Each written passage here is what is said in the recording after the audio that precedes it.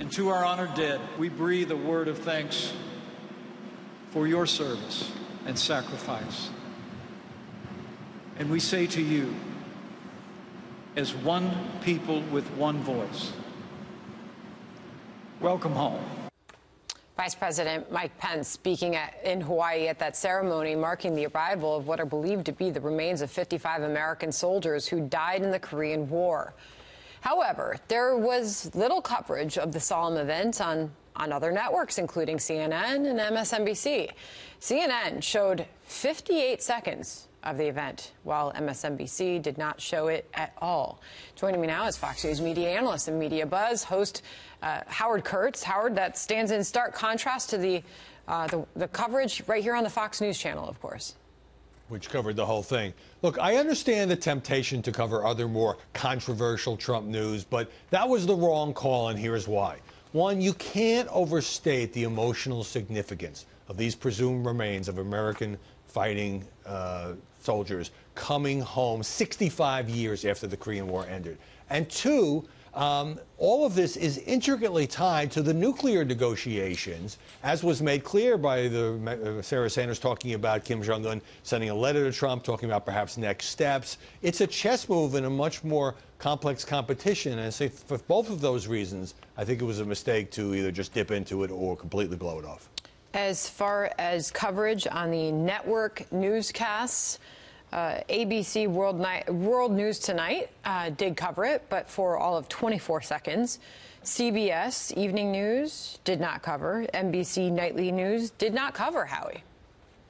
Well, in the case of those broadcasts, it may be that because it was happening around the same time, it might have been logistically difficult to cover it a lot the way cable news networks can. So the test would be how much coverage is it getting today, or is it just kind of being treated as an asterisk, which, again, I think is the wrong call because of the emotional significance, but also the political significance involving these nuclear talks and whether they're going anywhere.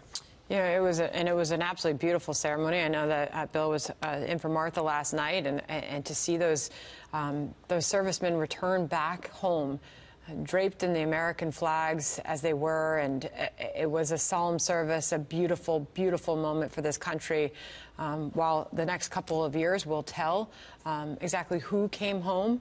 While we're talking about that, Mike Pence in an interview over there was asked about the media and their coverage of this president, and he had this response, Howie. I think there's a lot of people in the so-called mainstream media that would do well to spend a little bit more time traveling across this country and listening to the American people. As people see, when it comes to President Donald Trump, it really has been a year and a half of promises made and promises kept. I just want to get your reaction to that, Howie.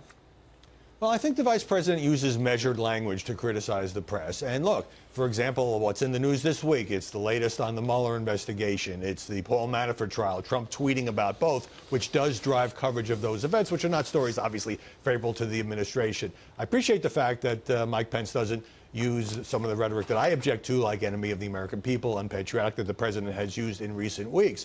But when they talk about being the elite media being out of touch, not understanding the heartland of America, focusing too much on negative stories and not, for example, economic growth. I mean, they have a very serious point, but I do have to say that the president himself sometimes drives some of this coverage when he goes on the Twitter.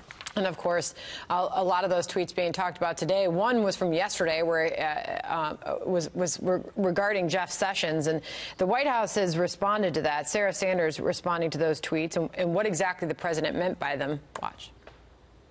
It's not an order. It's the president's opinion. The president is stating his opinion. And there's no reason he shouldn't be able to voice that opinion. The president is stating his opinion. Once again, he's stating his opinion. I think I've clarified this about 10 times now. It's the president's opinion. I don't have anything further. And that was, of course, response to the president tweeting that Jeff Sessions should was the word he used, stop this rigged witch hunt right now.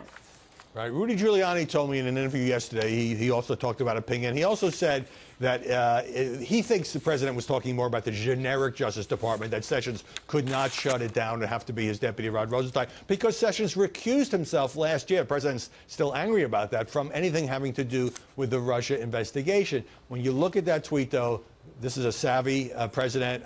He named Sessions for a reason. I think the appearance is that he's pressuring his attorney general to do something. I don't think that necessarily that he will. Got it. Howie Kurtz, good to see you. Thank you. Thank you, Howie.